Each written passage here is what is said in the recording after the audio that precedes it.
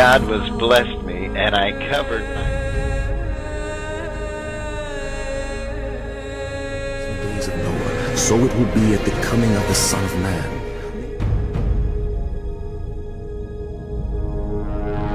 Now, the devil's game hasn't really changed. On what day your Lord will come? What he promised Adam and Eve, Peter, in the garden. And that power of the play.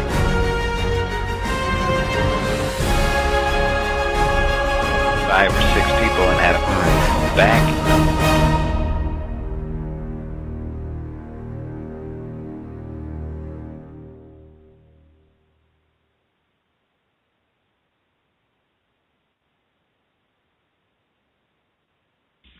Greetings, ladies and gentlemen. Welcome to Revelations Per Minute. I'm your host, Brian Wilson, the Radio Preacher Man. Okay, tonight's guest is Brad Olson here with us from Future Esoteric, The Unseen Realm. That is the name of his latest book that is available from CCC Publishing. And oftentimes, folks, things are just not as they appear. And we live within a global banking, corporate, and media empire controlled by an elite few. Lord, Monday to Friday, 6 p.m. to 8 p.m. Eastern Standard Time. Revelations Per Minute. And you can also call into the show at 661-449-9924 to speak to Mr. Brian Wilson, the Radio Preacher Man. We are facing the end of days as written in the Bible, and it is obvious that America is under judgment. It is imperative, especially now, that we develop a close relationship with our Creator, Jesus Christ. In these end days, it is vital to hear the Word of God and to be a doer of the Word. Do you need help with this? Well, then the Radio Preacher Man is the man with God's plan. The Radio Preacher Man focuses on the Word of God and how to apply God's principles and commandments into our daily lives. The Radio Preacher Man will do his best to help you prepare for eternity. Many experts and watchmen often join RPM, and they share information on subjects that churches are not discussing, such as the earth changes, Nephilim, the rise of the beast, and the Antichrist. All of these things are happening right in front of your faces, and RPM explores these hot topics. RPM focuses on all of God's awesome promises, power, prayer, and prophecy. It is urgent to get prepared, be prepared, and help others prepare for His second coming. If you need God's revelation in your life, and we all do, listen to the Radio Preacher Man on his show, Revelations Per Minute, from 6 to 8 p.m., Monday through Friday. If you want to talk to RPM or the guest, call 661-449-9924. The lines are always open in Jesus' name. You can also get in touch with RPM at www.radiopreacherman.tk. And also, you can visit CUBN, Christians United Broadcasting Network, www.cubn.tk. Thank you and have a blessed day with the Radio Preacher Man.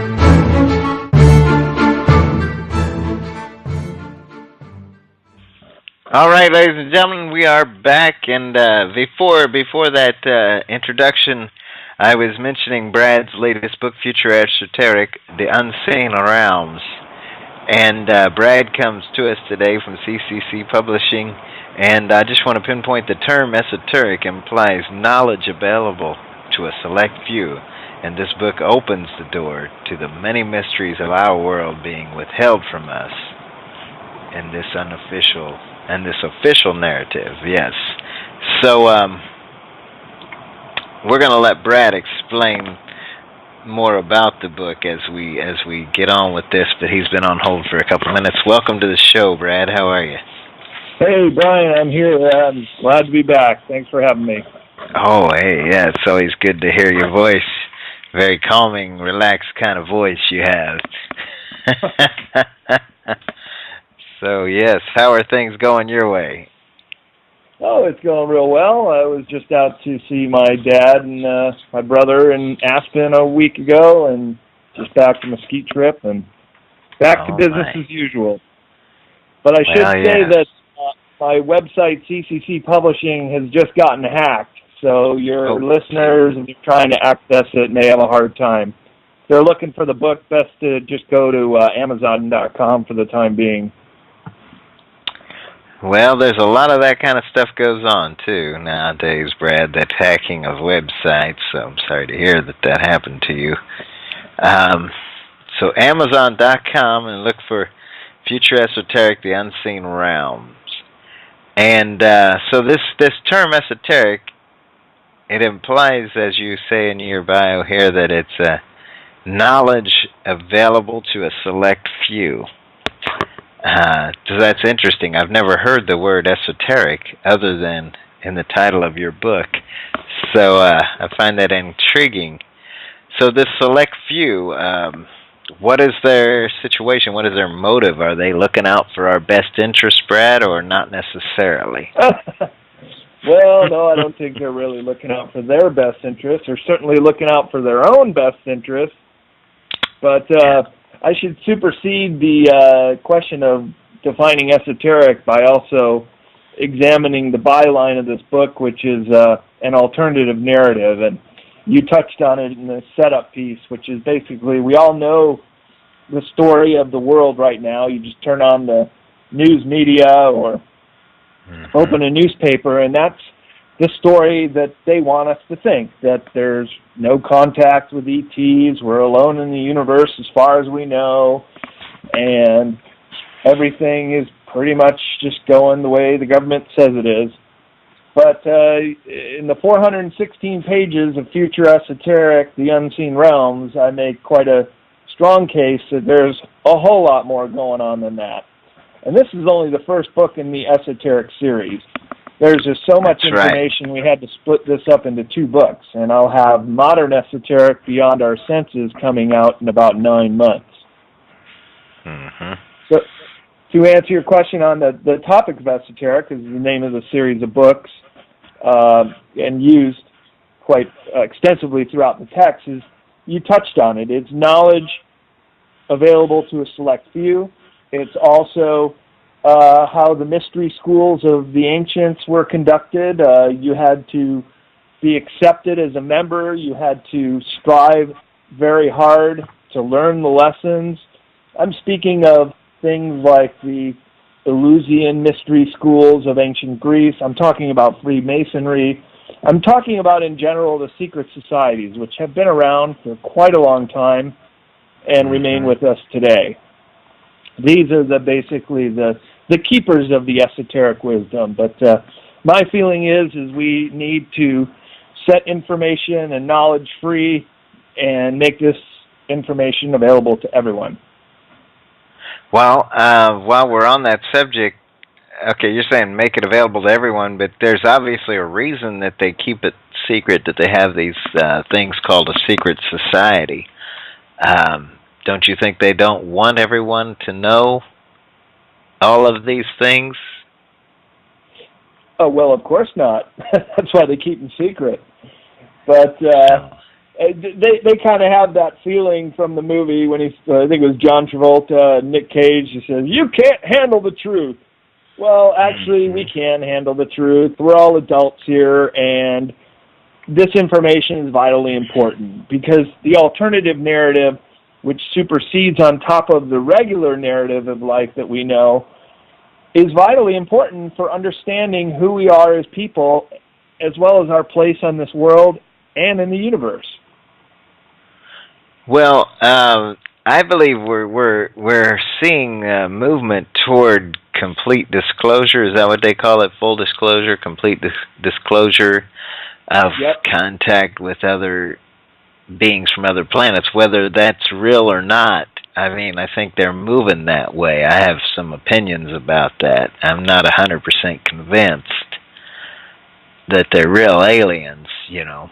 But either way, I think that isn't there pressure from other countries to have all the countries' leaders come out and explain that, yes, we've had contact with aliens for such a period of time? Yes, that's absolutely correct. And actually, several countries already have started the process of disclosure, such as Brazil, Belgium, some parts of England have been disclosing classified documents, which make a very strong case for UFO contact over the last several decades, if not centuries. But the USA has the most at stake, you see, because we've been backward engineering technology from at least the 1940s, and this information, this technology, could very well upset the order of things in the world. The oil-based economy is one example of something that could immediately find itself obsolete if free energy technology was released. And in fact, I have a whole chapter called Free Energy and Future Esoteric. So there is a very strong vested interest to keep this knowledge secret. So free energy you mentioned. I remember, and this has been probably 30 years ago, reading an article about a guy who had gotten his car. It was a Dodge Omni 024, you know, the little two-door sporty Omni from the late 70s. He had gotten that thing to run on water. Now, what do you suppose happened with that technology? Don't you suppose that the big three or whoever bought that right up and paid him a healthy sum of money? Well, that's the first approach. If indeed the engine was running on alternative fuel, or as he said, water, I'm not so sure about that, but there have been other alternative fuels that didn't pollute. And basically, yeah, they would make an offer to the inventor, give him a large sum of money. If he didn't take it and he went to the patent office, the U.S. Patent Office has several stopgap measures to prevent anything more than an 80% efficient engine from processing further. If he decided not to go through the patent office and decided to go public with it, then perhaps his life would be in danger. And in fact, several free energy inventors and spokespeople have been killed or have been threatened with their life. So if you get a little too close to the Holy Grail, that is free energy, your life may be in danger, including the great Nikola Tesla, who some say foul play was at hand with his demise in the 1940s. And he gave to the world what he called the world system, which was an antenna that was able to draw energy right out of the atmosphere, presumably from the Schumann cavity, which is 90 or so miles above the Earth's surface. And he was using a technique where he could distribute the energy wirelessly. Now, 100 years ago, this sounded like a very fantastic notion, but in this day and age, just about everyone we know has a cell phone, and it works on similar properties as Tesla was proposing. Right. But you pay dearly to have a cell phone, too. So it's not exactly free. It's not free at all. It's not free at all, but now you're starting to put the hammer on the nail of the head, because it's all about paying. It's all about keeping us in servitude and making payments and keeping us employed and always worrying about money and a job. And there you go. It's the new form of slavery in a way. Yes. Indeed it is, indeed. Now, am I understanding that you have been an artist your whole life? Oh, yeah. Yeah, you know, I illustrate. I've done quite a bit of illustrations in my other books and maps. You know, I did a whole series of books on sacred places around the world, North America Guide, right. Sacred Places Europe. They can be found on Amazon as well. I don't have that many illustrations in this book just because it was set up, it was formatted in a different way. But, yeah, I still love to illustrate and draw. I do these posters for the How Weird Street Fair here in San Francisco, which will be coming up next month on April 28th. And I'm the producer of that event, so get to have my hand in the poster design every year, which is really fun. This year we're going to do a theme called Weirdy Gras. So if any of your listeners are out here in the Bay Area or going to be here on April 28th, invite them to come out to the How Weird Street Fair on Howard Street. Wow. Okay, so when you say a Weirdy Gras festival, oh my goodness, I don't know. Does that include like people dressing up as aliens or something, or what all is going to be going on there? Yeah, no, well, this will be a Mardi Gras theme, so if anybody's dressing up, they'll be closer to Mardi Gras costumes. But, I designed a poster every time, and I always put aliens in the poster. And this year, in the Weirdy Gras poster, they're the king and the queen leading the parade down the street. So if your listeners want to check it out, the website is howweird.org, and they'll see the poster and some of my illustrations there.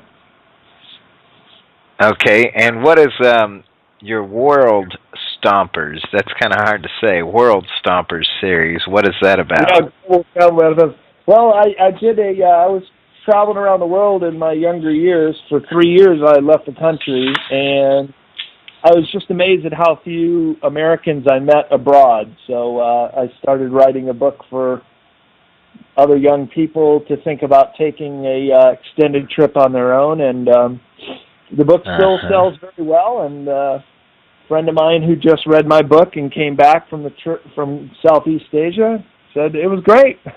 Thanks for talking me into it. Yeah, I don't have to really talk people into it. If they read the book and they have the time and the money and the desire to do it, they'll just do it. Yeah. A lot of people have that desire, and that bug bites them to see the world. I mean, it is a big world out there. Oh, and it is indeed. Even this country, there's so much of it I haven't even seen, the beautiful scenes, I haven't been to the Grand Canyon. I could go on all night about things I haven't seen. But, yeah, it is what it is. Maybe someday. But, I want to say, though, they appointed recently, I guess it's been a couple of years ago, I remember seeing that they had appointed this fellow to be like an ambassador to the aliens, and I found that to be strange. But obviously they're preparing for something if they have the UN, I think it was, appointed a fellow to be like the ambassador to alien beings.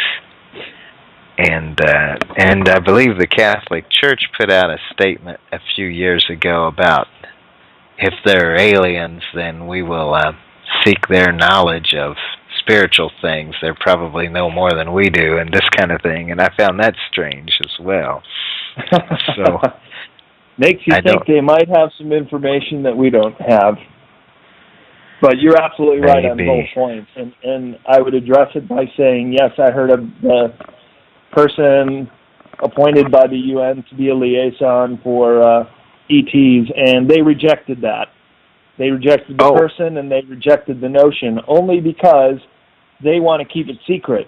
They want to do it in such a way of saying, here's our representative, and he's involved with us here at the UN and the New World Order, and we want you to go through him.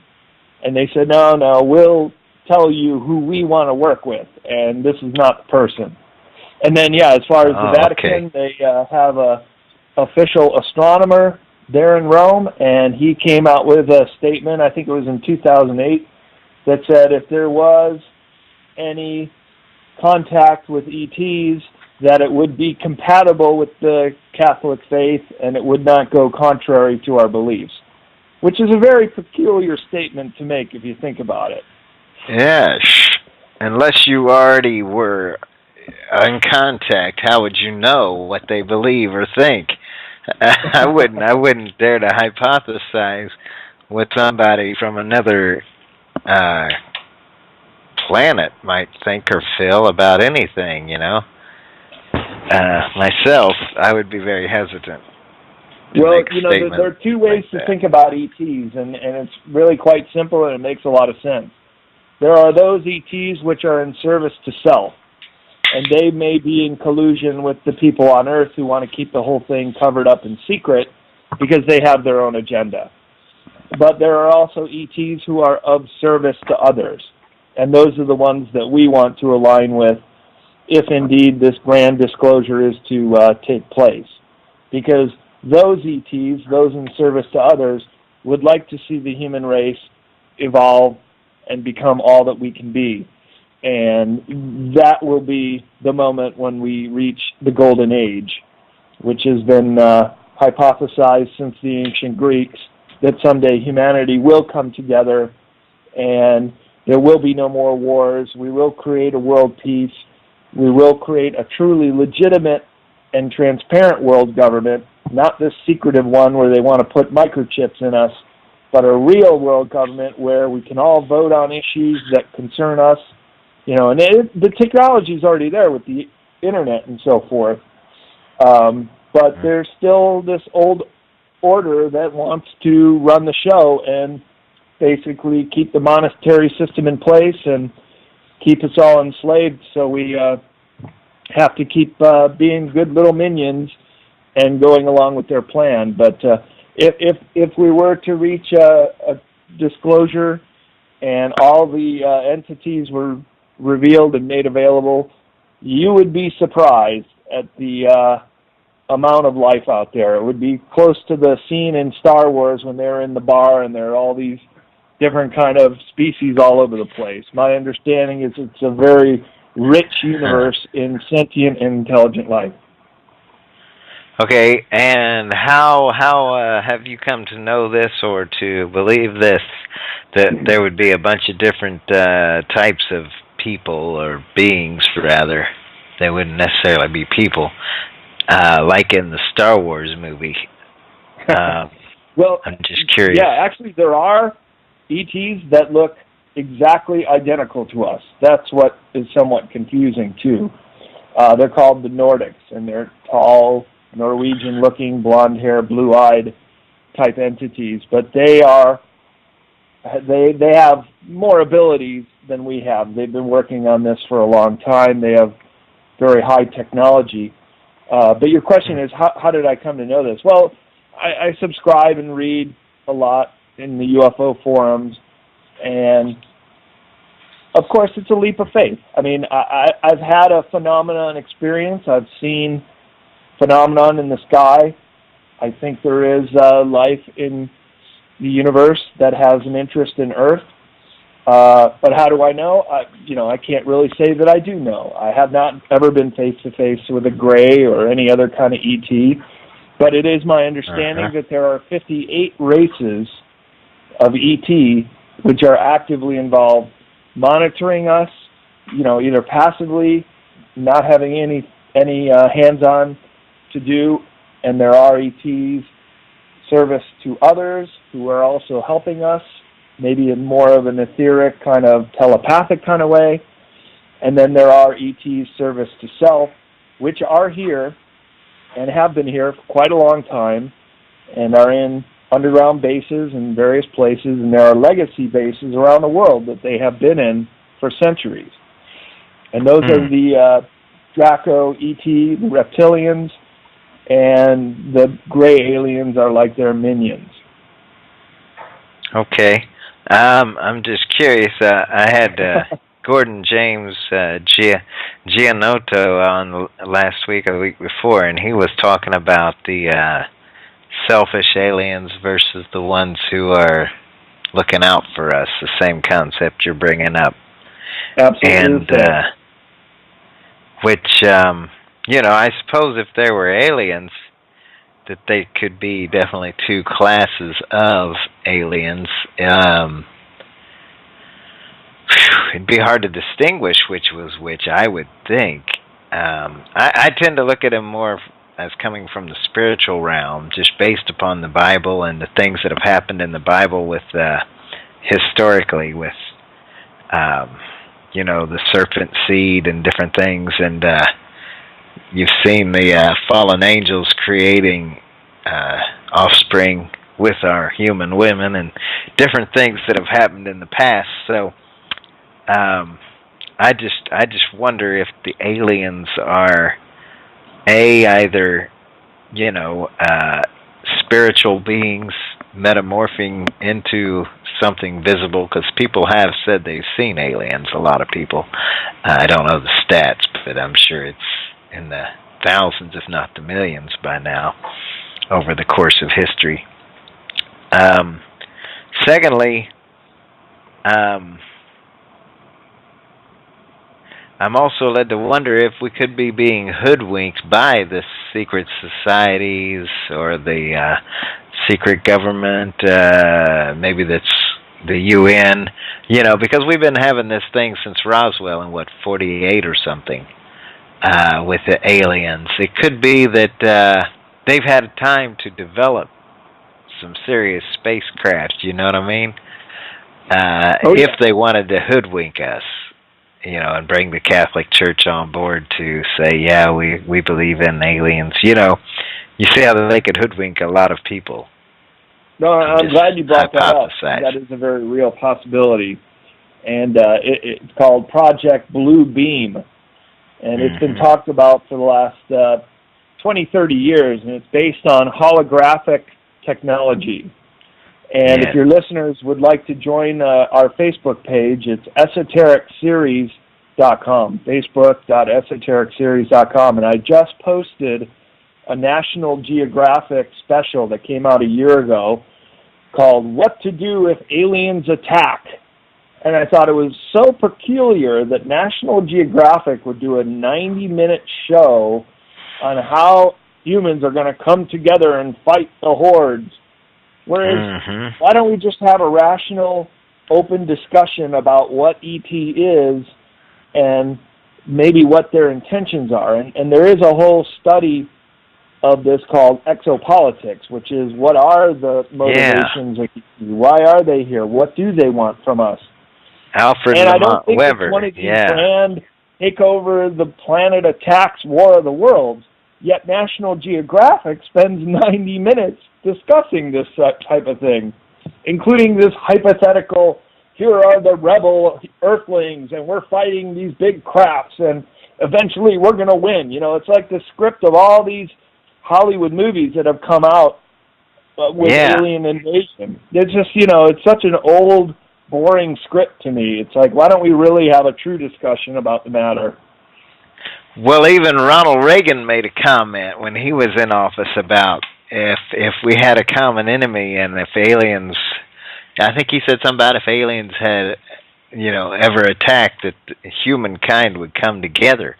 Essentially, what they could do is use this as a ploy to bring about what is apparently coming down the pike, which is more of the UN running things in a one-world type government society. If we had a common enemy, all of humanity, wow, wouldn't that bring us together? Wouldn't that wouldn't that help us to get in line with almost that every president system? Has had some kind of UFO comment or even like a gaffe, including Obama he had Will Smith, who is the black movie actor of the Men in Black series. Right. And he was touring the White House Situation Room, and his son comes out and says, hey, President Obama, are UFO ETs real? And Obama was kind of a little flustered, and he said, well, I can't confirm or deny it. Which, doesn't really give us any kind of definitive answer, and you know that Obama keeps his cards pretty close to the cup. Oh, yeah. Maybe it's a good thing he answered that question instead of Joe. No, there's nothing to it, young Smith. Get that out of your head. But he said he couldn't confirm or deny. Yeah. But the far more interesting revelation from a leader was Medvedev of Russia, who was being interviewed just before Christmas, only a couple months ago.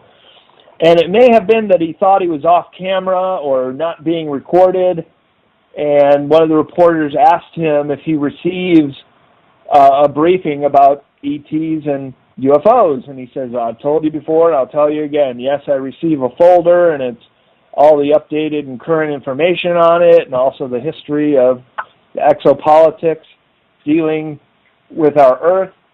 And then he said you should watch not the movie of Will Smith, Men in Blacks, but a documentary made in Russian about the Men in Blacks. He recommended that to the reporters. Well, of course, Wow. The next day this was all over the blogosphere, and the people thought that this was a precursor to disclosure. And indeed, if a superpower or a big nation was going to make a disclosure of this nature, I think Russia would probably be a top candidate. In fact, many people thought that it could only occur after that. Indeed. Do you think that, as a Christian, I've always kind of felt like if this rapture were to occur and the Christian community were gone, that the leaders of the world would automatically want to try to blame it on alien abduction. I mean, they would have most of the people believing, because most people believe in aliens, I think, nowadays, or a good fair amount. 70%. 70%? I was hoping you had a percentage. 70% of people worldwide polled say that they do believe that there are ETs interacting with Earth. And I'm glad you brought that up again, because I didn't really quite explain what Project Bluebeam was. Project Bluebeam is using holographic technology, as well as some of the ships that have been backward engineered, some of the technology flying crafts in the secret space program, which is developed. I mean, ask your listeners, why do you think that we haven't come out with anything after the space shuttle? Well, we have. It just hasn't been told to us. One of the craft, called the Aurora, has been semi-disclosed, and that's supposed to be a high-atmosphere craft. Well, it can also go into outer space, and this is how they're continuing things. But Project Bluebeam would be the ultimate false flag attack. It would be the way to create an alien invasion that was fake, to strip everybody of all their rights and all their freedoms, to create this one world order. You know, to get us all super afraid of aliens, and then saying, oh, they're going to take over and we got to fight them. And it would be totally false. A lot of us were afraid they were going to try something like this during the Olympics. But unfortunately, nothing like that happened. Now, wasn't there some kind of a blue beam, a Nordic light or something they call it, that was above the president when he was accepting his World Peace Prize or something in Norway? Or I may be getting the stats mixed up. What's that? Yes, I did. It's called the Norway Spiral, and I have a collage of 4 different images of it from 4 different angles. And that's absolutely correct. The night that Obama was flying over the Atlantic to collect his Nobel Peace Prize, the very next day in Oslo, Norway, the Norway Spiral occurred in the far northern regions. And there's videos of it. I highly recommend your listeners see the videos. I describe it and show pictures of the book, but of course can't show a video in the book. But it takes place above the Arctic Circle, and it's basically a bright green light streaking up in the sky at about a 45-degree angle, and then all of a sudden it starts making this big arc, and it starts curling in on itself. Yeah. Until it basically just sort of goes away after many minutes in the sky, and it blew everybody away that saw it, and the pictures and videos were all over the next day saying, what the heck is it? Well, they were able to pinpoint where that energy was coming from to one of the HAARP arrays in the far north of Norway. And we have HAARP arrays in Alaska. Russia has their own HAARP arrays, and China has them too. But we can't use them against China or Russia, or they'll use them against us. And basically what this is weather manipulation, and this is something that people really need to know. This technology is out there and it exists.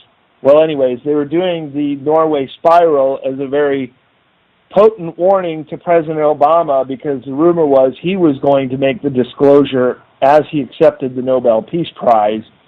They did the Norway spiral the night before to say, you better not, or you're going to get fried on your flight home. So Obama has had multiple death threats to just toe the line to go along. And my personal feeling is he is a good guy, but things are much bigger than the presidency, and he has, like I said, had death threats, and he doesn't want to get killed, and he does have to go along with it. Indeed. I was thinking, too, as far as this technology, they've had this technology for a long time. Stan Deyo had been working on the anti-gravity back in 1974, so that's pushing 40 years ago, where making ships with the inner propulsion, where the air flows out the top and comes up under the ship and makes it come up, without any apparent source of making it go, So they would have the technology perfected by now to pull the wool over the eyes of humankind, is what I'm thinking. I'm looking for a scripture, and I know it's here in the book of Matthew, and I think it's in 23 or 24, but I'm not finding it right offhand, Brad, where Jesus warns. He's like, hey, if they say I'm out in the desert, do not be deceived, don't go out there looking for me, and I'm thinking they're going to use holograms maybe to make it appear as though, you know what I'm saying, Jesus has appeared out here in the desert. I just don't think there's any end to the things we may see if we stick around long enough. But well, speaking of holograms, they do this big concert down in the Palm Springs desert, in the Mojave Desert, called Coachella. And last year they did a hologram of the now deceased rapper Tupac Shakur. Yeah. And apparently the holographic display was so realistic, it was completely indistinguishable from the real thing. So that's how good it's gotten. Wow. But of course, they don't want to give away all that information, that we can do this in any sort of way, not just a dead rapper. We can do it in a grandiose kind of way, but they don't want to play that card until they know for sure that they think they can get away with it. But that's why I want people to be aware of Project Bluebeam and holographic technology, because it's extraordinarily realistic. Yeah. And it can be used for devious purposes. And we live in a day, too, where with the Internet, people, you see things that get caught on film, that you would have never seen 20 or 30 years ago, It's like everybody's got a camera. But now there's scriptures of reference when the two prophets come and preach for the 3.5-year period, that the whole world will see them. Our generation can actually see and understand that, yes, if two dudes was preaching in Jerusalem right now, day and night, that we would see them. You could see on YouTube or, on the Internet. And so these things are things that have been written in the Bible that people probably 50 years ago thought, what the heck, how's everybody going to see them? And then they came out with TV. Well, okay, so most people would have seen them with TV, but the Internet's even beyond TV, because it's like you can see all kinds of stuff, My favorite redneck joke is, what's the last thing a redneck says before he dies? What? Well, hey, y'all, watch this. And then he does something, and they catch that stuff on film, is the thing I'm saying. And you see them on the funniest home videos and everything. The amazing things that get caught on film that, 100 years ago, you would have seen it, and then you would have forgot about it, or maybe told a few people who had a story to tell when you were an old man, but there would not have been film of it, Yeah. So the day we're living in now, it reminds me of, we brought up the Men in Black a while ago, and you mentioned that in Russia they made a documentary we have our fictional films about the Men in Black, and used to be related to Tommy Lee Jones by marriage, but that was my only claim to anyone famous, and but the point is, you mentioned they have a documentary film in Russia. Now, is there a real group, this Men in Black? I mean, do they actually in this realm of spiritual beings, what do you call supernatural beings? Do they recognize that? Okay, and how do they work? Is it anything like the TV movies, or is that more fiction than truth? Well, there's always a kernel of truth in some of these movies that take on the names of things that they try to depict, or in the case of the Men in Black movies, they kind of make fun of the whole thing. But the phenomenon of Men in Black is a very real phenomenon. In fact, I have a whole chapter in Future Esoteric called Men in Black, and I examine it from every angle possible, that they could be very much human beings working for the secret government, the secret space program, and they're tasked to confront people who have had not just UFO sightings, but even phenomenon sightings such as Bigfoot or other anomalous sightings in the sky, for example. And these Men in Black, they'll show up sometimes before the witness even calls anybody, before the witness even tells anybody. Like, they will intercept and say, "You don't talk about this." And the way they're described is telepathic, like they can get inside of people's heads and make these suggestions. They're very menacing, almost like a dog, the way it growls before it barks. You just get this sense that you're very afraid of these entities, but they don't actually make threats. They don't say, "We're going to kill you if you talk." They don't say, "We're going to come back and take you away." But they imply very strongly, both with their words and telepathically, for the witness not to reveal A, the phenomenon they had just seen, or B, this encounter with these men who show up. And the reason they're called Men in Black is they always dress very similar, with these trench coats like FBI agents from the 40s or 50s, and the fedora hats and big dark sunglasses. But they just have very unusual characteristics. They're very peculiar in the way they speak. It's not really the modern English that we speak, but they have words or mannerisms that just seem really out of date. And they're also unfamiliar with very familiar objects to us, such as a pen, such as a spoon. They look at these objects and they think, well, we don't even know what these are for. So that suggests that these entities, these Men in Black, are not really humans. This is the conclusion that I can draw, and that they may very well be programmable life forms, TLFs, and these are test tube entities, similar to what the Greys are. The Grey aliens are not born of a mother. They're all test tube entities. They're synthetic beings, but they happen to have big brains, and they are very, very smart and very cunning, and they're also of service to self. Same with the Men in Black would be. And they can read the minds of people, is that correct? The alien Greys? Life forms, that's right. And this should not be such a stretch of the imagination. You remember 20, 30 years ago, they cloned Dolly the sheep.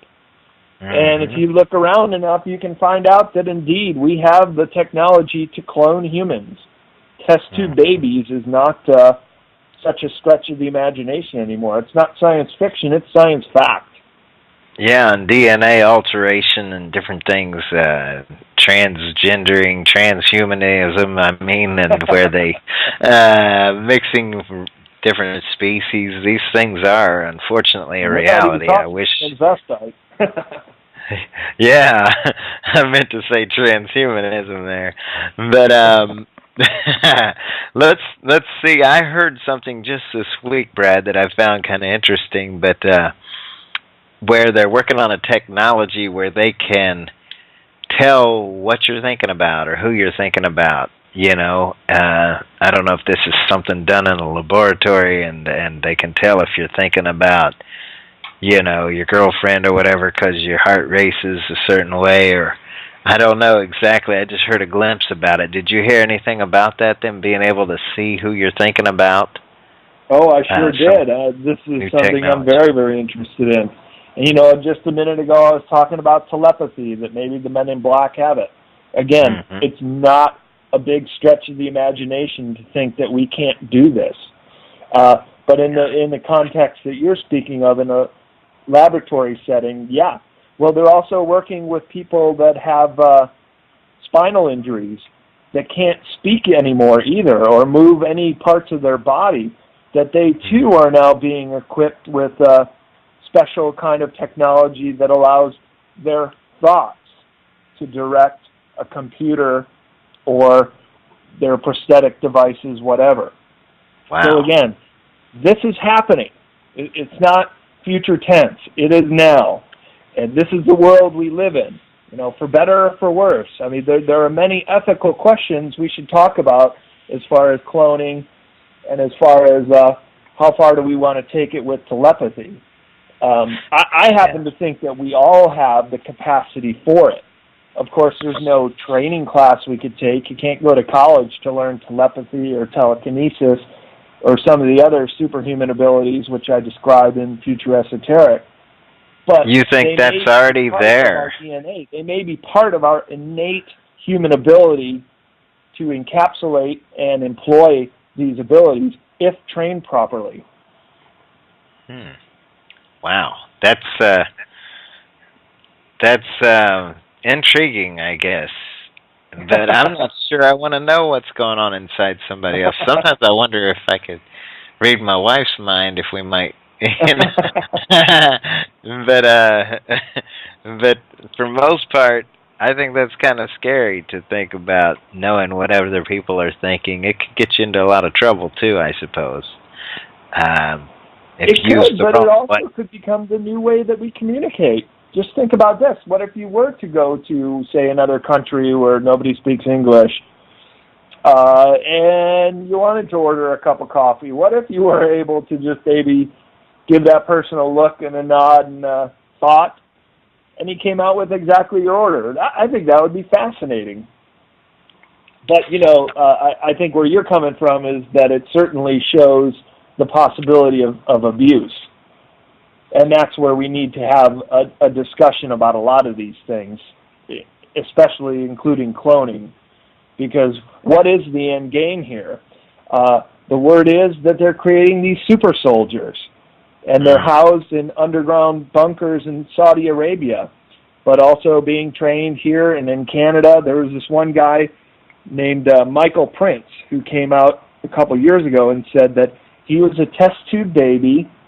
He was given a surrogate family to have some sense of normalcy, but as soon as he was a teenager, they whipped him away to this secret training camp in Fort Nelson, BC, Canada, and there he was trained to become a super soldier, to have no mercy against his enemy, a strong, good-looking guy. There's videos of him online if your listeners want to check him out. But he's still a human, and he had second thoughts about the whole thing, and he broke away from it. Now, I don't know what's happened to him. They maybe caught up to him and shut him up. But I thought it was fascinating that he spoke in such detail about how he was being trained as a super soldier, as a test tube baby, part of this plan to create these superhumans to work for the secret government. Well, you said he's a test tube baby, but he was still fully human, and he was raised in a family then. So, or did he have some kind of? Did he have some kind of alteration? The question of, does he carry a spirit? Does he have a soul? And I think, of course, indeed, he does. All sentient human beings do. I mean, it's part of who we are. It's part of our makeup. Whether we come from a test tube or a mother's womb, it's still there. I think once you have life, yeah. I'm just curious, did they alter his DNA to make him have some special abilities or strengths, like in the movie Twins, where Danny DeVito and Arnold Schwarzenegger, this is going back a long way. And Danny DeVito wasn't supposed to live. He was supposed to be all the bad stuff, and all the good stuff went into the strong Arnold Schwarzenegger. But he lived, and Danny did, and so it was an interesting movie. I've thought of several movies as we've had this discussion. What's the one that was out like a year or 2 or 3 ago with the blue people and Avatar. Soldier? Avatar, yeah. Yeah, and there's your super soldiers too. Yeah, that was that concept. A lot of these shows are revealing this concept of a super soldier. It's interesting that we refer to movies to give context to some of these concepts that we're speaking of, because I do believe that art imitates life and vice versa. Life imitates art, and that movie directors and script writers are on this tip, and the only way to do it is through comic books or movies or TV shows, and that's how we get this sort of foresight into the world that we're going to become. Like maybe the world is going to become like Avatar, and we're going to be these industrialist exploiters of other planets and doing those kind of things. I sure hope not. I hope we join the fraternity of other highly sentient, intelligent life out there. But I think they're waiting to see how Earthlings are gonna play this. We live at a very crucial time. This is a crossroads for Earth in so many different ways. Mm-hmm. But the main way is, are we going to wake up as a species? Are we going to demand our rights to be free from pollution, from tyranny, and from oppression? Now I'm starting to call this the age of deceit, because there is so much deceit around us in so many different ways, that to be a truly wise person, you have to have this ability, this discerning ability, to just see through it. It's separating the wheat from the chaff, and it's not so easy. And there's not many books like Future Esoteric, which, whenever I write a book, I always think, what would be something that I would go into a store and I would want to buy? What's the kind of information that I would want and need? And that's what I've compiled in this particular book. And sort of all these subjects that I just find so fascinating and really aren't being talked about. Well, indeed, and one other thing, Brad, that comes to my mind while we're talking about super soldiers and transhumanism and DNA alterations and these kind of things is there's been a scripture in the book of Revelation that my whole life has, how's that, but now it's starting to be like, okay, not such a stretch either. The part where it talks about under the judgment of God, how that men will want to die, but they can't. And my hypothesis is that their DNA will perhaps be altered by the devil. Interesting. Just getting deep when they take the mark of the beast, that there will actually be, if there is something implanted under their skin and their forehead or their right hand, as the Bible says, that there may be, if it's a chip even, there could be a DNA encapsulated in there, some DNA that connects with your DNA. And once your DNA is altered, you can't unalter it. You know what I mean? Right. And so if they, in a sense, become these super soldiers on a mass scale, if people are converted to become super soldiers, they might find they have extra power. The devil might pull out his same promises and tricks that he pulled on Adam and Eve in the Garden of Eden, and that is, you will live forever. You will be like God. You will have strength and understanding like God. And that may be the carrot he dangles, you know what I mean? Along with, of course, real carrots, because people are going to have the mark of the beast to buy or sell anything, according to the Word of God. So you could see how this could all kind of pull together, including the whole alien agenda. Absolutely right. You know about RFID chipping, right? Right, yeah. radio frequency microchips that some say it's going to get rolled out this year, that they want to start putting them in people. Of course, they're going to say, oh, well, it's for your medical records, it's for your banking records, it's all these good things that'll help you find your lost keys. But I think you're right, Brian. It's the mark of the beast, and no way am I ever going to let myself get chipped. And I would recommend nobody else would succumb to that either. Yeah, I think we're seeing some things coming down the pike in the not too distant future. You mentioned even this year. God help us.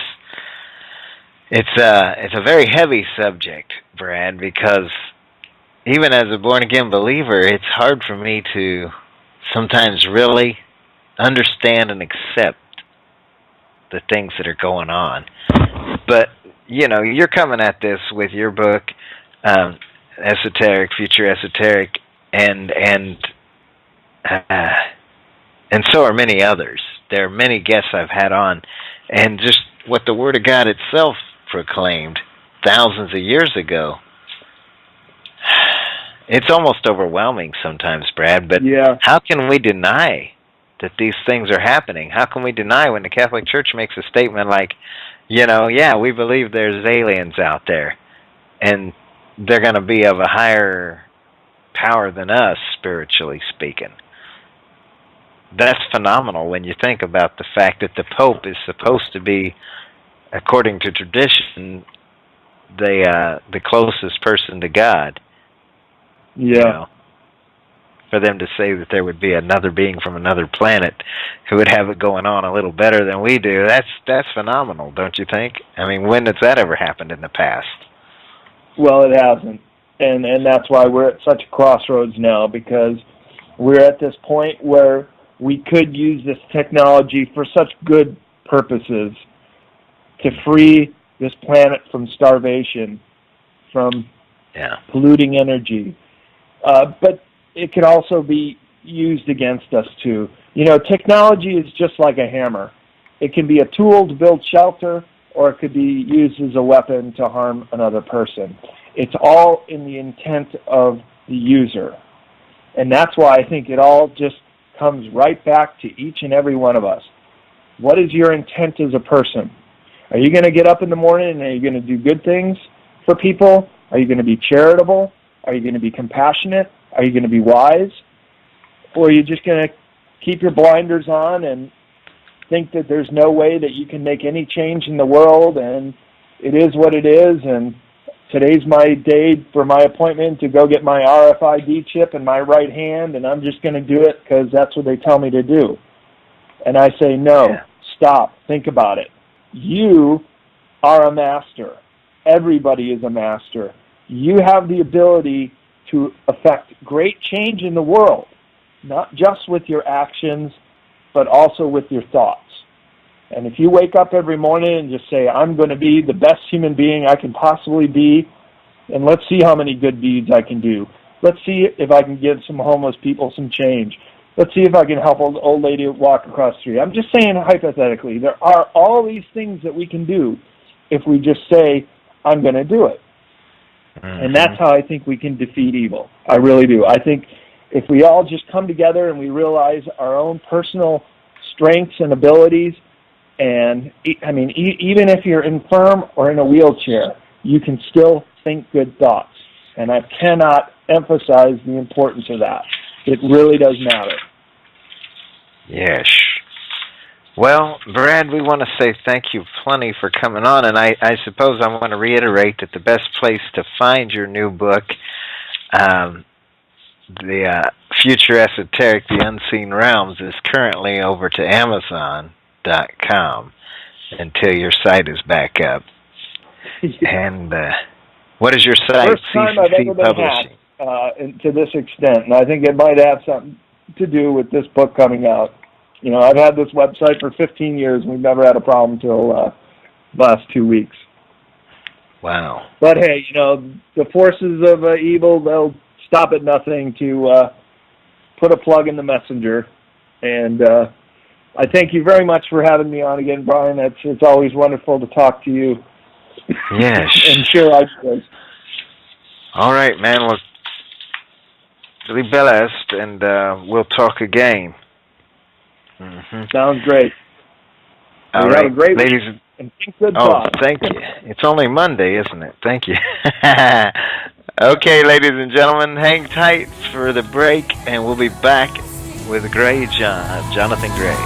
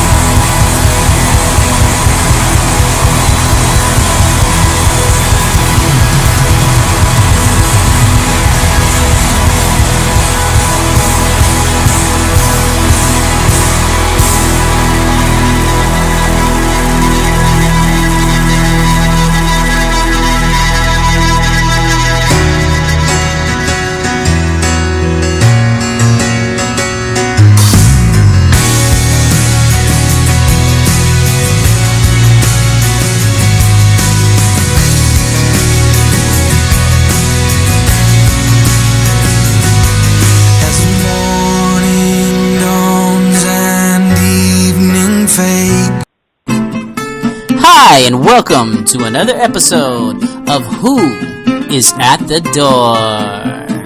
Who's really at the door? Hello, who's there? It's me, Ricky. Oh, come in. What are your plans today? Reading the Bible. Oh, because I thought we could go to the park. What about after? Oh, I can't. Why? Because my show comes on. What show? The Radio Preacher Man. What's that?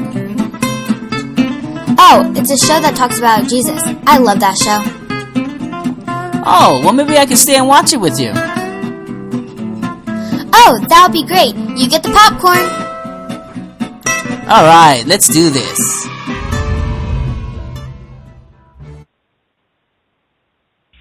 Yes, indeed, folks. Grab you some popcorn and get ready for the second hour of Revelations Per Minute. Amen. That's a cute little commercial my boy made right there. Thank you, Jesus, and thank you, my boy Troy. Amen. God bless everybody who's here tonight. In the second hour, we have with us Jonathan Gray, and he is the author of, among other things, The Forbidden Secret, Charting Your Rescue from the New World Order. And this is an intriguing book, but I think he is coming on to speak with us about some other subjects tonight as well, but we may touch on that book some later. But I think Jonathan is a well-traveled man, and he's been around the globe, and he's done a lot of archaeological work in Egypt and Israel and in that area. And so we want to welcome Jonathan Gray, with no further ado, back to the show, Revelation Per Minute. Good day, Jonathan. How are you? Oh, very well, thank you, Brian. It's good to be with you.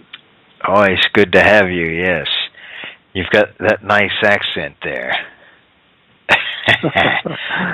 Well, that's coming from New Zealand, and we're coming from Tuesday. We're over in Tuesday here. You're in Monday, aren't you? Yes, we're still living Monday here. We are. So it's Tuesday there. At what time are you at? It's 12 midday, Brian, just a few moments after. Oh, I'll be. So you've got quite a head start on us because we're at 7 o'clock in the evening. Yes. So I see that you're having a time of it here, and you've been talking a little bit about the Egyptian civilization and the origins thereof, and that's what we're going to discuss a little bit tonight. Is that correct? Yes, I believe so. Most people seem to be interested in ancient Egypt, so it's a subject that should, have a few interesting points in it. Yes, it definitely is intriguing even to us because of it seems to me that Egypt has never fully recovered from the plagues that God sent upon them with Moses and all. When it was time for those fellas from Jerusalem to be freed, from the Israelites to be freed from slavery, amen. And the Pharaoh, of course, was a bit reluctant to let them go. Yes, he was.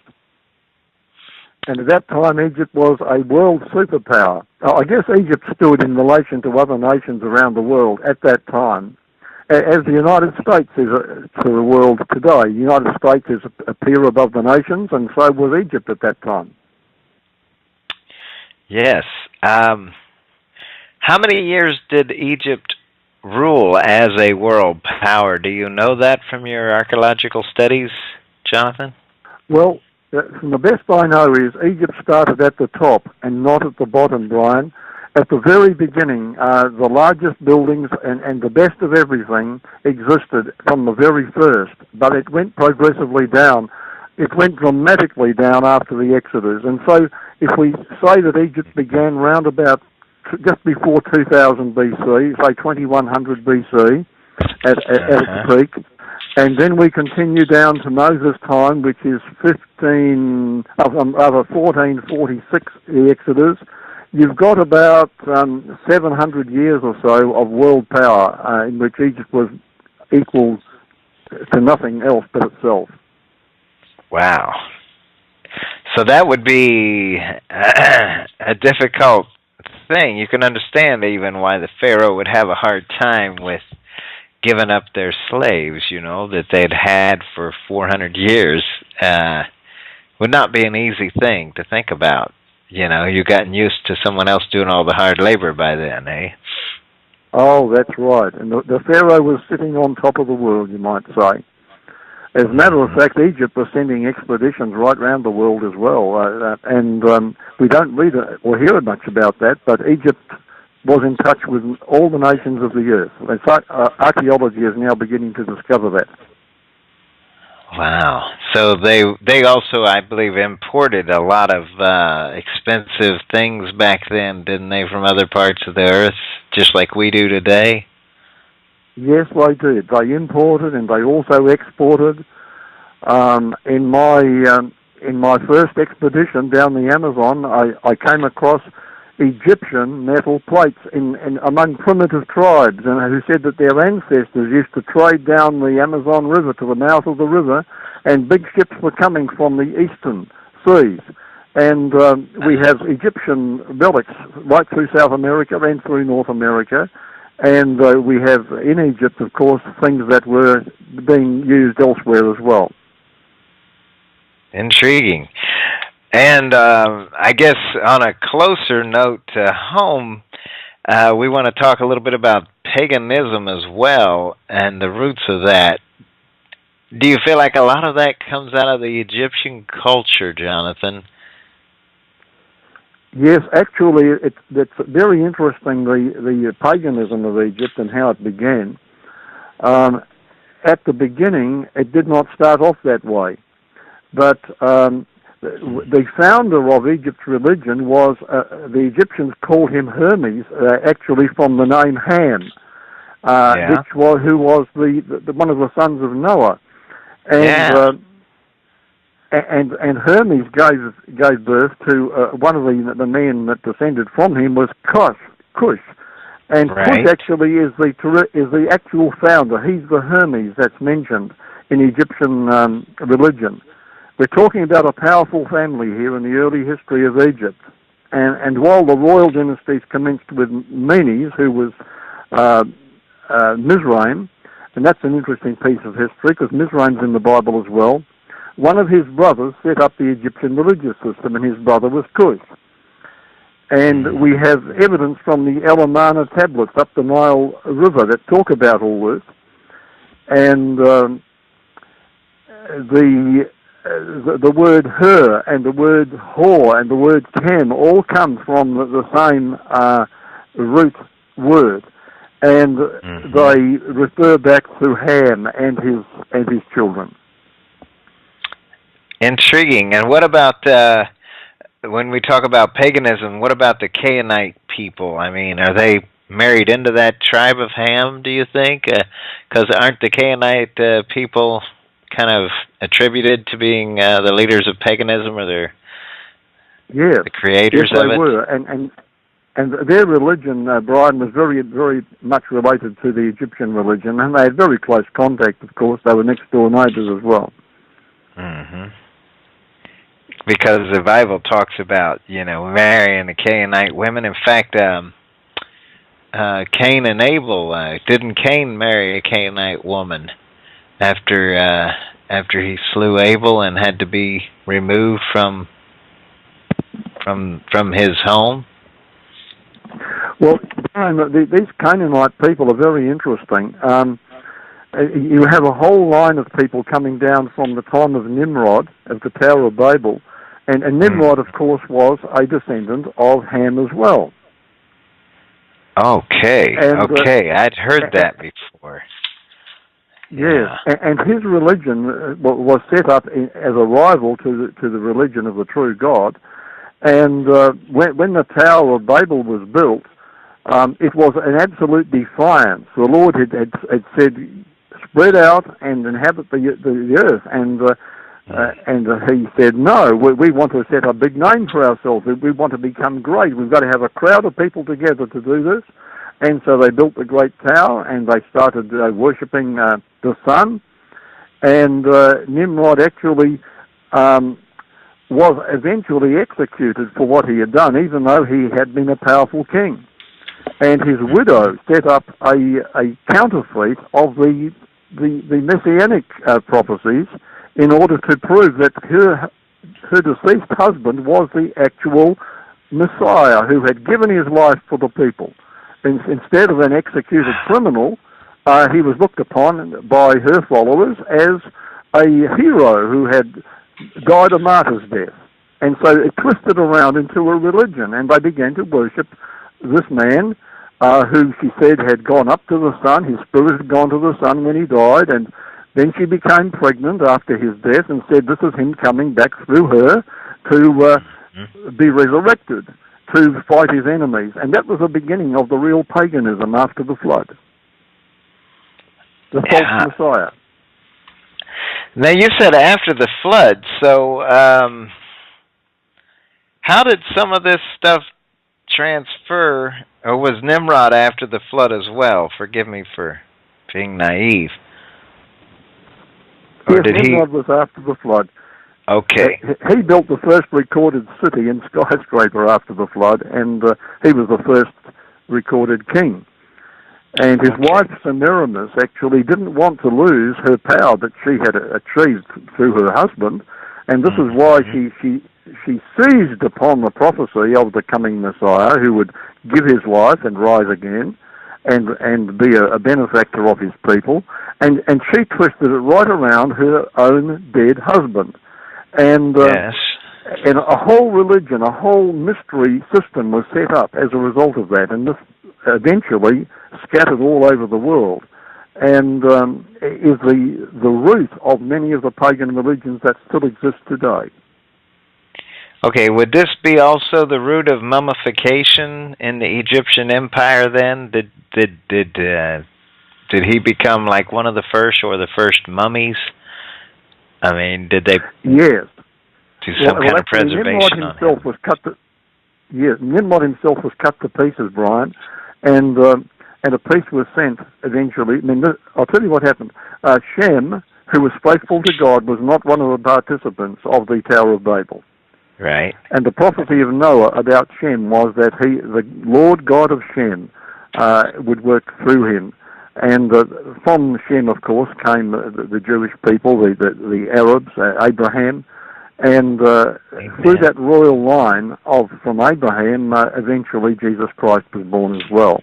But Shem himself was very faithful to the Lord, and he secured the support of 72 legal judges in Egypt, because Egypt at this stage had not fully succumbed to Nimrod's influence, and Egypt was faithful at that time. Paganism had not yet been developed in Egypt.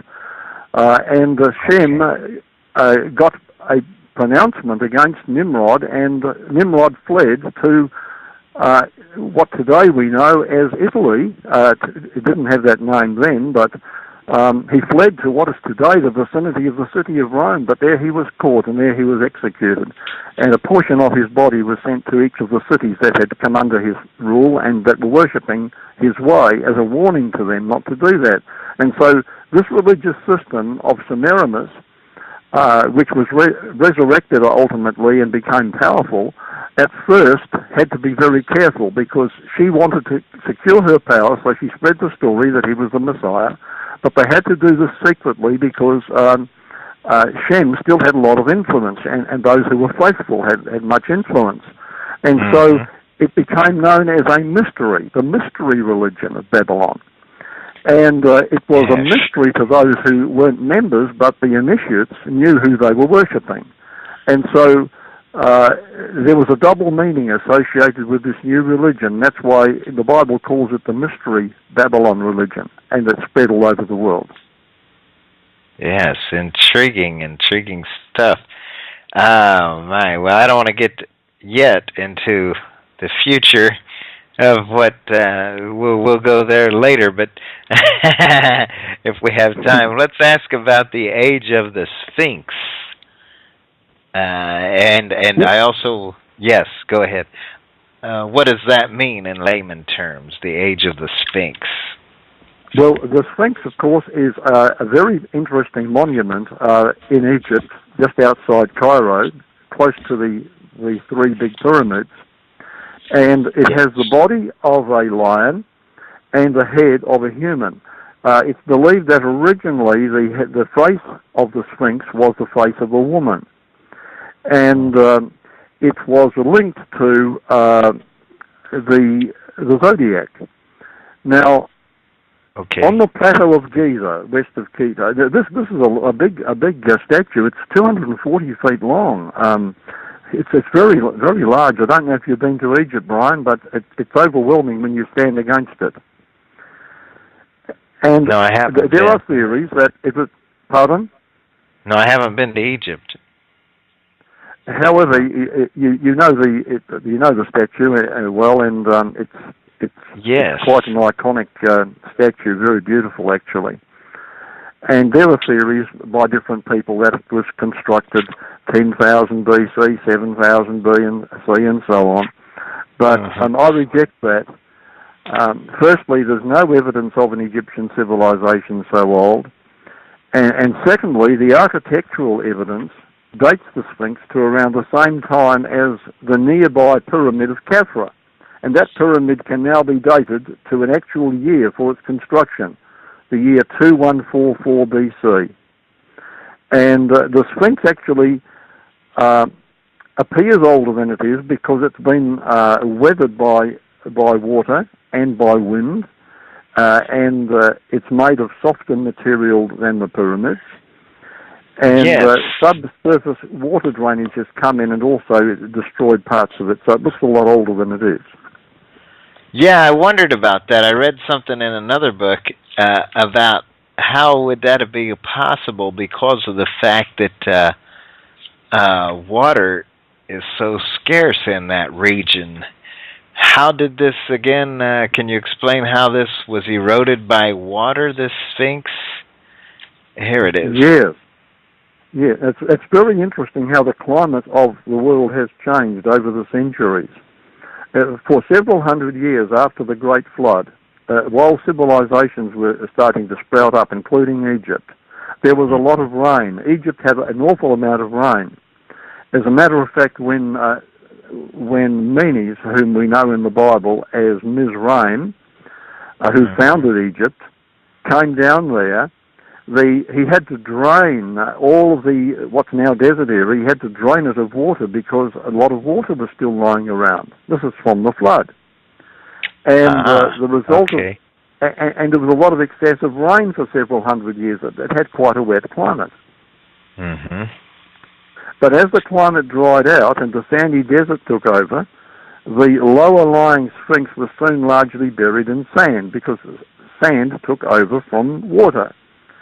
And this protected it from the sand blasting to continue, but the subsequent centuries of sandstorms were unable to erode away the evidence of the original rain. And today, a close examination of the Sphinx shows that originally there was weathering by rain and then later by sand.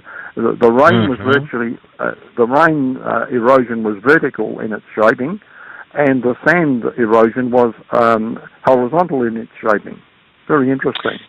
Yes, I'm looking at pictures of it, and I can see that it looks like waterline erosion all up and down the body of the Sphinx. And I'm looking at some very good pictures in Yasha and the Secret of the Great Pyramids. It's a book written by Chris Ward.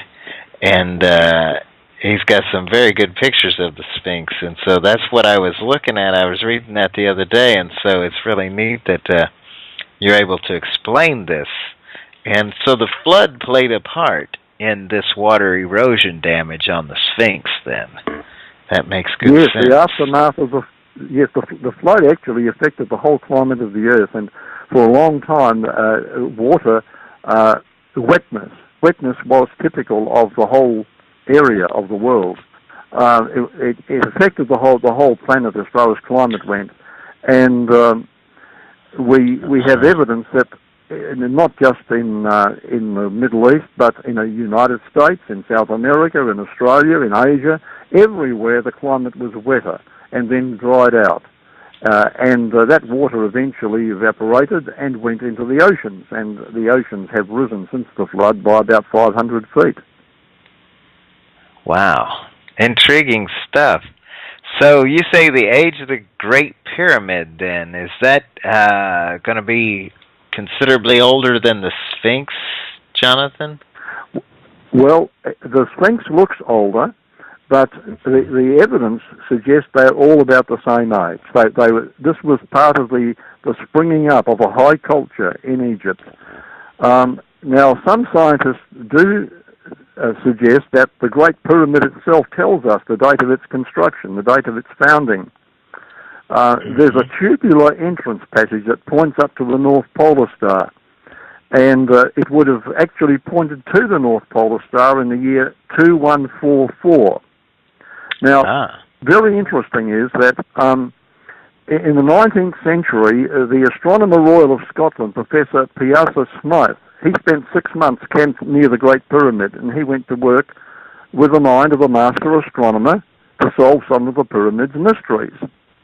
And he explored what we now know as the descending passage, which points upward to the sky on the pyramid's north face. And he found it was set at a particular angle, and the angle pointed to a constellation of stars known as Draconis, which translated in English means the dragon constellation. Now, in this descending passage, he found two, what he called scored lines that pointed upwards at right angles to the passage itself. So while the passage was pointing to the dragon constellation, these two scored lines at a right angle to them, which were about 4 feet long inside the passage, were very precisely aligned to the Pleiades constellation. Now, the one star in particular in that constellation is a star called Alcyone, and it was always regarded by all the ancient races as the pivot of the solar system. They called it the central one, the pivot star. Now, at a time when the descending passage pointed to the pole star in the Dragon constellation, it's called Alpha Draconis, these score lines were pointing to Alcyone, the pivot star. Now, the pivot star was always recognized as the star that they recognized for founding or constructing something.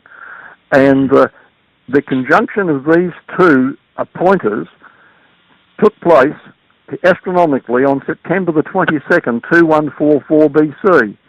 And people who've studied the ancient practices of people of the ancients when they were constructing important buildings have come to the conclusion that this was to indicate the date when the Great Pyramid was actually constructed or founded or finished. So this Great Pyramid then was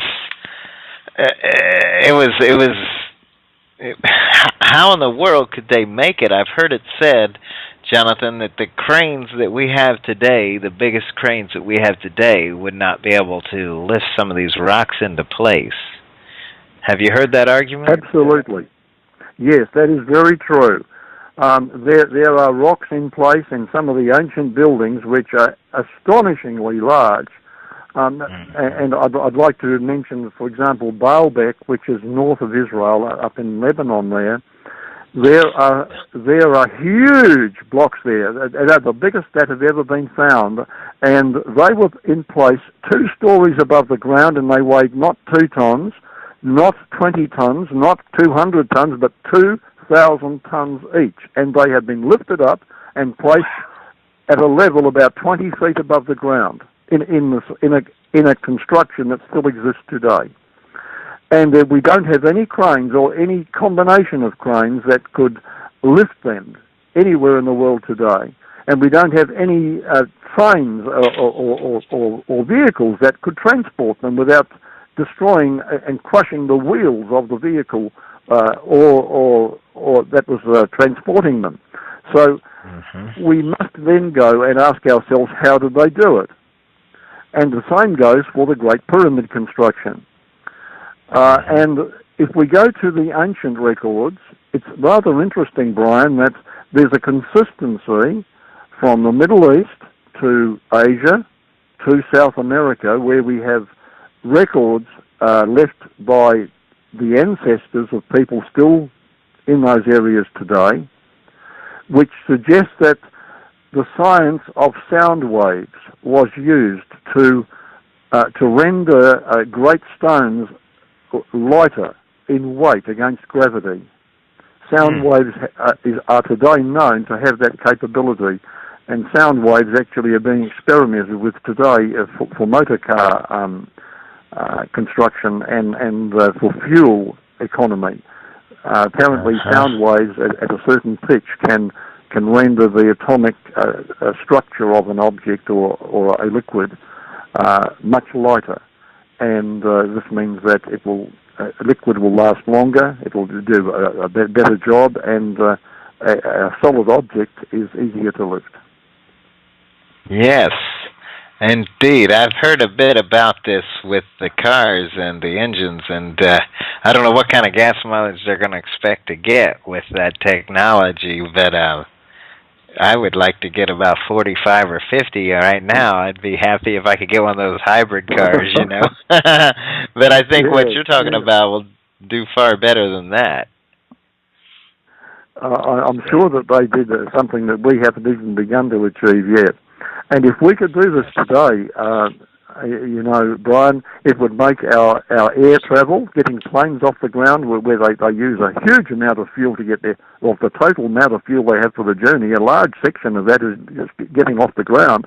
And also for bridge building and such other things, we would find life a lot easier. And engineers would find their job much easier if we could use sound waves today. Yes, and we might have some cheaper airfare when we want to go to Egypt and such and check out all this stuff. That would be nice, wouldn't it? So, this is intriguing because I think a lot of people hypothesize the age of the Great Pyramids to be a lot older than what you're suggesting. And I myself kind of believe they do. Yeah, but I don't believe the Earth is millions of years old. I have a hard time grasping that for several reasons, because I think that in that period of time, I would think that an asteroid would have struck us by now and broke us into pieces or something. Something like that horrendous would have happened, I would think, over the period of millions of years. Just my personal hypothesis. That's a very good point, yes. You're right. And I go along with you on that one. It certainly is not what some of those people are trying to tell us. Now, there are other ways of fixing the date of the Great Pyramid, or at least showing us that it's not as old as some people are telling us. Not only do the scored lines tell us that the pyramid was constructed or finished in the year 2144 BC, which is a lot later than some people have speculated. But we also have the measurements of the Great Pyramid, which actually line up with our new. I mean, it's interesting that the Great Pyramid has a lot of scientific knowledge in it. Brian, you probably were aware of this anyway, but there's a tremendous amount of scientific knowledge incorporated in the structure, as well as the dimensions of the Great Pyramid, and this can give us the age too. Intriguing. Now, when do you hypothesize, or do you know from your archaeological studies, rather, the year that the flood occurred, the Great Flood? Well, there are 12 measurement methods that we can use, which are very interesting. First of all, if you look at the oldest waterfalls in the world, and you can measure back the amount of erosion, for example, at the great waterfall of Niagara, the Niagara Falls. Niagara Falls can be seen to be no older than about 4,000 years old.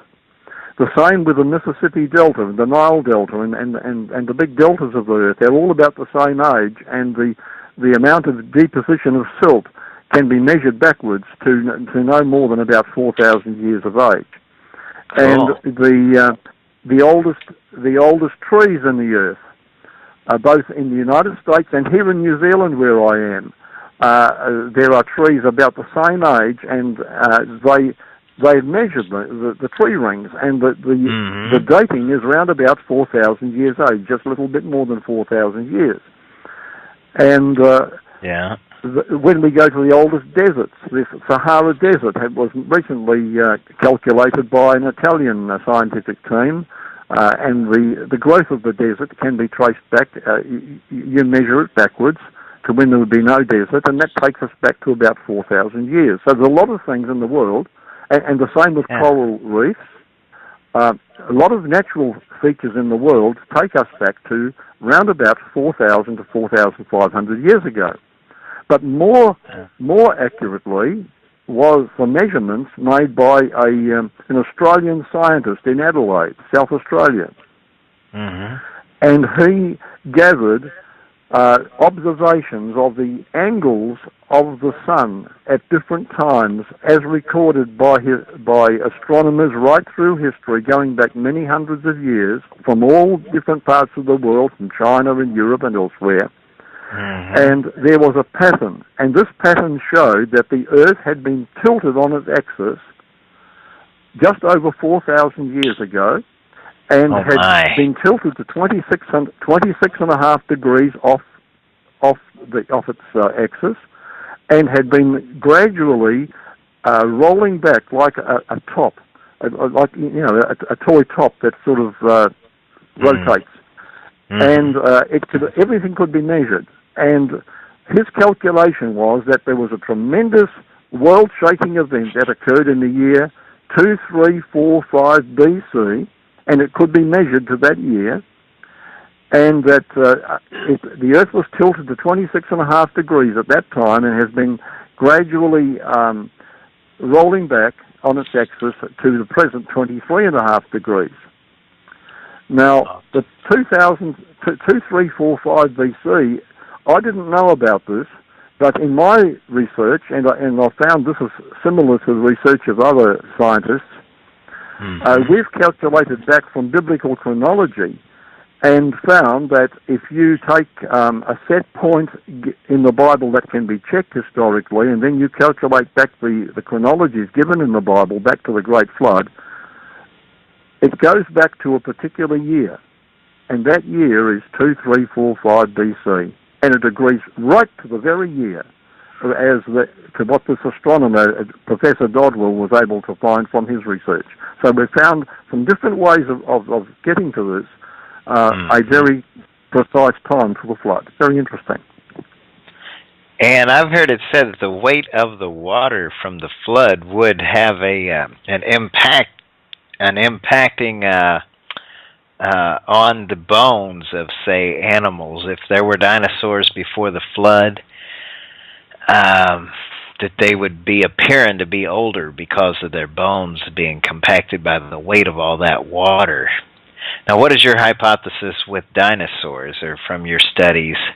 Do you feel that dinosaurs really did roam the earth at one time and they weren't invited on the ark, or do you feel like maybe not, or what's your thought on that, Jonathan? Yes, there certainly were dinosaurs before the flood, no question about that. I do believe there's evidence, however, that there have been dinosaurs since the flood, so that would imply that there were baby dinosaurs taken on board the ark, like there were baby everything else. Of course, you know, if Mrs. Noah wanted to preserve her favourite oak tree, the type of oak tree that she had growing in her back garden, to replant, she wouldn't have to lug a huge oak tree into the ark. All she'd need would be an acorn. Right. And she's got an oak tree coming from that. And you wouldn't have to lug a great giant pair of dinosaurs through the door of the ark. All you'd need was just a young, healthy, baby breeding pair that could breed and grow up. The same with all creatures. There is evidence, actually, that we didn't call them dinosaurs, of course, after the flood or before, but it's a new modern term. But there's evidence that they used to be called dragons. Wow. And Alexander the Great reports that his soldiers on their way through to India encountered one of these and slew it. And we have lots of legends of people through history fighting dragons, and it does appear from the descriptions and pictures that people have drawn from hundreds of years back that we're looking here at dinosaurs still interacting with mankind right through history. And my first expedition was down the Amazon jungle into the unexplored headwaters of the Amazon. It was my very first expedition. And over there, native people will tell you that there are still, in remote areas of the jungle, animals that answer to the description of dinosaurs. Now, most of the Amazon is still not explored. As a matter of fact, one tributary, the Amazon has 16,000 tributaries. It's enormous. And one of those tributaries is 200 miles long, and that was only discovered recently, in our day. And that was discovered only because of satellites. So a lot of things that we don't know about may still exist in this world in very remote places. So what would keep these beings or these creatures from moving slowly out of their natural habitat? Or, you know, I believe they did move out. Yes, and they were slain. Question, That's Brian. when they were slain, maybe. Yes. When they move out and interact with human beings want to kill them, of course. And this, we have records of George and the Dragon in the British Isles, and we have other records. In fact, I have a picture of a drawing in a canyon, not far from the Grand Canyon in North America, and it shows clearly a dinosaur. There's nothing on Earth like it, but it's very clearly a dinosaur. I have seen a Roman sword, a sword from Roman days, and etched onto the sword, onto the handle of the sword, is a picture of a dinosaur. So these are things that must have been known to our ancestors, and they were encountering them occasionally. But of course, after the flood, they didn't have the dinosaurs, and a lot of creatures would not have the same vegetation required by their appetites, and they would be dying out. If they weren't killed by humans, the climate would get rid of most of them. But there must be some areas where today... Well, let me tell you one about in the Congo, down in Africa. There are even evolutionary scientists don't know what to do with this, because they have seen it themselves. In the Congo, there is an area where very few white men have been, and explorers and travellers and scientists have gone in, and there are natives in this particular area who say that there are some large animals whose necks go above the trees and who live in swamp areas. And so pictures have been taken in, pictures of hippopotami, giraffes, elephants, and the natives shake their heads. No, it's not any of those. They show them a picture of a dinosaur, a drawing of a dinosaur. Yes, that's it, that's the shape. Wow. And I understand from one report from up in the Congo there that one was actually killed in the year 1999. It was eaten by the tribe and they got very sick. They got very sick after they ate it?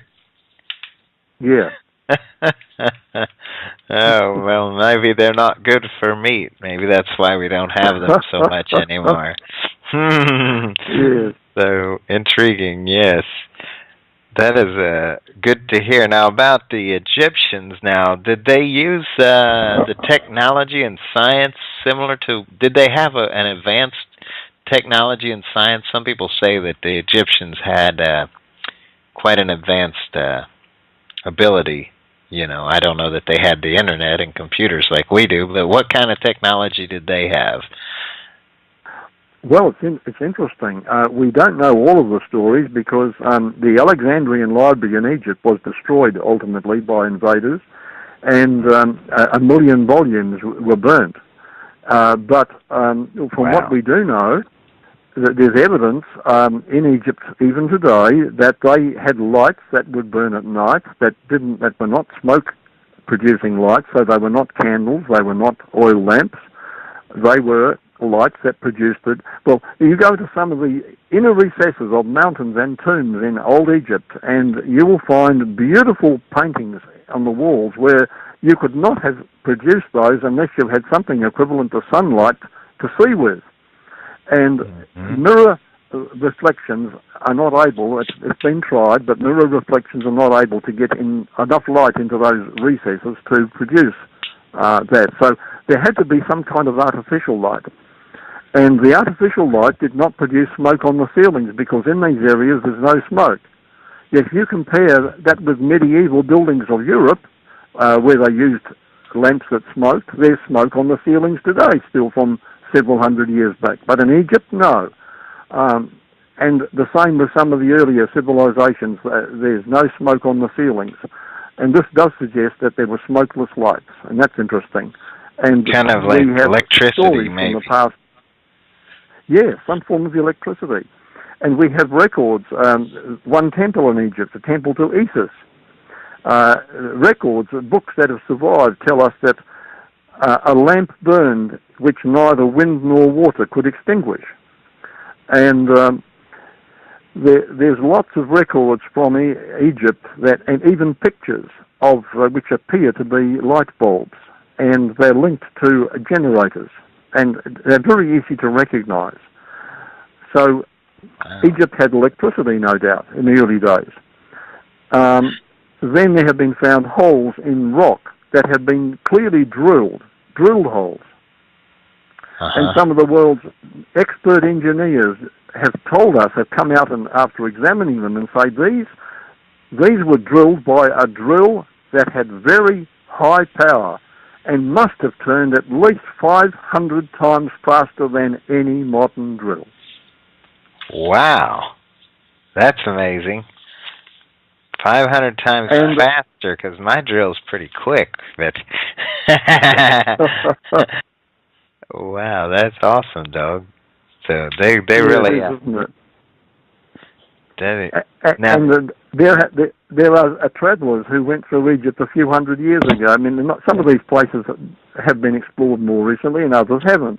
But reports have come down to us from medieval times of underground chambers in Egypt, and I've been into one or two underground chambers like that, but in Egypt, and they do exist. And this particular place was called the Labyrinth, and you went into the labyrinth, which was like a maze of rooms and passageways underground, and doors would open as you approached, and they would shut as you went behind them. You wouldn't have to open and shut them manually. We have automatic doors today, so it appears they must have known how to do that in the past as well. Yes. I'm thinking of Star Trek, too, you know, how they had those doors on their ship. But intriguingly, I did not know the Egyptians had that type of technology. And did they do expeditions quite a bit, like even to the Americas? Is there proof of that, and to the Pacific region? Yes, we do have proof of that. Well, let's look at the Americas for a moment. We do have evidence, for example, that the Grand Canyon was visited by Egyptians in the past. Back in the 1880s, local newspapers reported a Smithsonian expedition who came out of the Grand Canyon, and who reported that they had found high up, way high up, away from the bottom of the canyon, way high up in the cliffs, a cave, and this cave actually radiated out with like spokes of a wheel, with passageways from a central point, and that there were Egyptian mummies there. There were Egyptian hieroglyphics there. It looked like the Egyptians had made a base here in the side of the Grand Canyon, and this was very well detailed, and explorers have gone through that area even in our day. And I had a first-hand testimonial from somebody who emailed me just a year or two ago, and said that he was doing a follow-up, and he found what he thought was the entrance to the same cave. And it's very, very interesting that the caves were higher up, not lower down near the water. And the thing about this cave that the Egyptians seem to have left their mark in is that there was a quay or a wharf for boats to tie up in front of the cave, and that was quite a long way higher up from where the water level is today. And that would suggest the water level has dropped in a few thousand years, not a few million years, from higher up. It shows that the canyon itself is not as old as we thought it was. And you can see the watermarks again in the Grand Canyon that resemble that of the Sphinx, even the same style of watermarks that are on the side of the Sphinx or on the walls of the Grand Canyon. So that's intriguing that they would have used boats, you know, just to travel about, and and then they set up a base. Oh, that is awesome. So then, as the water receded, I guess they couldn't easily get to their base anymore, so they abandoned it, I guess. That seems to have been what happened, yes. And talking about Egyptian travel, it's interesting that this side of the world where I am, the Egyptians visited here too, Brian. Okay. Now, when I was a little boy at school, they used to teach us the Maori legends. The Maoris had a story about a man called Maui who fished up the North Island of New Zealand. Now, you know New Zealand actually has two main islands, and the Maoris called the North Island, which is the most heavily populated island, they call it Te Ika a Maui, which means the fish of Maui.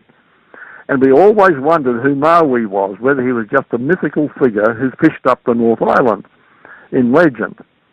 And recently I came across Egyptian records which talk about an expedition sent out around about 300 BC from Egypt to circumnavigate the world. And this was sent out by one of the pharaohs, one of the Ptolemies. They called themselves Ptolemy the First, Ptolemy the Second, and so on, just in the 4th century, in the 300s BC. And this expedition had on board a man who was the navigator. His name was Maui, the same man. And it records their trip into what today can be recognized as the Pacific Ocean. And that included New Zealand, and it included Australia, and it included Chile and Indonesia, and they left their records in all these countries, and they left Egyptian coins in these countries which had been dug up from the 300s BC. So we know that this was not a legendary figure, Maui. It was an Egyptian explorer who fished up, and fishing up the North Island means he discovered it. Wow, that's cool. That's really nice.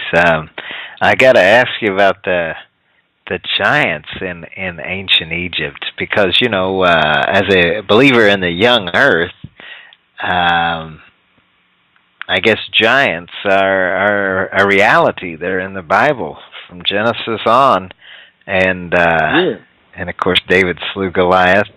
What proof did you find of giants in ancient Egypt? Well, this is the most unusual one because I didn't go looking for it. Mm-hmm. I received an email from a lady. Her name was Elizabeth Kubachik. She lives in New South Wales, Australia.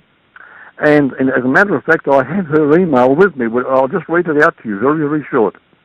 Okay. She says, my father built 2 blocks of apartments, I think about 8 or 10 stories high in Alexandria, Egypt, in a suburb called La Petite Cleopatra and La Grande Cleopatra. The first one was in 1933, the second was in 1936. Mm-hmm. And the names of Cleopatra for these 2 streets is because it was believed Cleopatra bathed there. And she says, as both my parents died many years ago, I cannot verify, but my cousin Jason does recall, so I checked with him this morning. And I remember Mother telling me long ago when we were in conversation about buried treasure and how she knew of a family who had discovered by accident enormous wealth of gold and treasure upon excavating in their garden in Alexandria. All very hush-hush. This was around the late 1920s. Now, this was ancient Egyptian wealth. Then she goes on to tell me something very interesting about what you just mentioned. She said, this is how Mother told me about the giant skeletons as they were digging up and they found the gold. The workers were mostly Egyptians, and they were digging for the foundations very deep for the new block of apartments. And suddenly they hit empty space. And they called my father, and there was great excitement as they all thought they'd struck buried treasure again, including my father. Mm-hmm. Well, they came upon miles of tunnels underneath the city with huge amphoras made of clay, and they had hit a burial chamber. And to their astonishment, these bones were huge. The arms were twice as long as our arms, and so was the femur. And upon opening several, they were all the same. And so they resealed the amphoras and had to pour concrete in to stabilize for the foundations to build the apartments.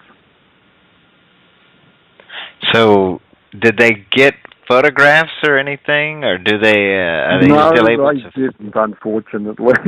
I just wish people would do this, but I don't suppose they realise the significance of what they find. And they were building. They're builders. They're carpenters. They have a job to do, so they do it as quickly and cover up where they have to, put concrete to make the foundation better, and that's all they're thinking about. Whereas you and I, Brian, would think, hey, this is a treasure from the past. We need to document it. Mm-hmm. Right, and they've seen, I've seen on the internet where they've found bones of giants in other places, too. Now, I don't know if there's any connection, but this is interesting. And what about, real quick, we've only got about 6 minutes, but there's evidence that Joseph was in Egypt, and as well as the Hebrews? Yes, there's evidence that Joseph was in Egypt. As a matter of fact, we've been excavating in that area. Down at Saqqara, which is just southwest of Cairo. It's not where the pyramids are, but it's where the step pyramid of Saqqara is found. That's well known to people, the step pyramid. And just there in the same compound, there is a building which has a passageway with cubicles on both sides. And between the cubicles, there are pillars that hold up the roof. And these pillars are shaped like corn and wheat. And beyond them, and this is where the people would have come in, and they would have paid for bags of corn. And then behind the building, there are 13 enormous pits in which grain has been found. And these pits dig right down into the ground. They're about 100 feet deep. And there's one stairway that goes down at the end of the whole 13 of them. But there we have evidence for the 7-year famine. Now, near there was found a grave, and this grave actually had hieroglyphics on it which identified Joseph as the one who was overseeing the whole thing. But the tomb is empty. And the Bible does say that Joseph was taken out of his tomb and taken up to the land of Canaan. Well, up there in the land of Canaan, a tomb has been found which identifies Joseph again. But the body was found. That's another story. But we have there a very clear link with Joseph in Egypt. And even today, local people have a canal which they call the Canal of Joseph, which they believe may have been cut to help irrigate the land so they could prepare for the 7-year famine by growing more crops. Oh, yes, that's awesome, because, he knew this was coming, so I suppose that would only make sense that he would attempt to increase the production of the food during the 7 years of feast, because they had to eat, but yet they had to put some back for the 7 years of famine. And I believe they put quite a bit back because he was even able to sell some of it off to other places, and other people. And of course, as you know, it saved his family, his Hebrew family. So now, were there evidences of the slavery period, the 400 years of slavery? Was there evidence of that as well? Yes, an inscription has been found showing a people called Habiru, and which is very close to Hebrew, and could not identify it with any other group. And there is in the inscriptions there are words being recorded, where the man with the whip is saying, "The whip is in my hand, be not idle." Yeah, that makes sense. So they were trapped into slavery for a great period there, over 400 years. That's just, to me, mind-boggling to think of that. Yeah. But it did happen. It's recorded in the Bible, and so I love the way your work has brought it all together. The Bible for us tonight, and I certainly appreciate you coming on. And what I found very intriguing was the dating of the pyramids and the earth and the flood, and with the 2345 BC. I've never ever heard such wonderful testimonies from so many different 90 sources. seconds. It is exciting, and there's nothing so wonderful, I think, as the Word of God and finding how true it is, and there's no leg to stand on for skeptics any longer. Anyone who still doubts has no good reason to doubt anymore. Amen. Well, God bless you, Jonathan. Lord, I just want to say a quick prayer over you. Lord, bless Jonathan Gray, and thank you for his 60 ministry, seconds. for his archaeological digs, and for his research, and for him coming on and sharing this with us tonight. Hey, I'm blessed because of this man's research, and I know that my listening audience is as well. Thank you for him and his ministry. In Jesus' name, amen. And Jonathan, real quick while I got you, tell folks where they can go to pick up any of your books if they want to look into some of your books. Oh, thank you, Brian. I appreciate that. God bless you too in your work and your ministry. The website is www.beforeus.com. That's BEFOREUS.com. us.com. If they scroll down to the bottom of the page, on the right-hand side near the bottom, there's a little link which says 10 products, seconds. and that opens up a page with all the different books and things that people might want to select something. Amen. Yes, do check it out, folks. This book, The Forbidden Secret, is very big, as you can see. It's yay thick, 600-700 pages, I believe, if my memory serves me correct, and full of knowledge on what to do in the survivaling. Well, God bless you, Jonathan, Brother Gray, and we certainly appreciate you calling in from New Zealand. Have a blessed day. Thank you. And you have a blessed night, and the same to all the listeners. God bless. Yes, same to all. Peace. God bless. Mm-hmm.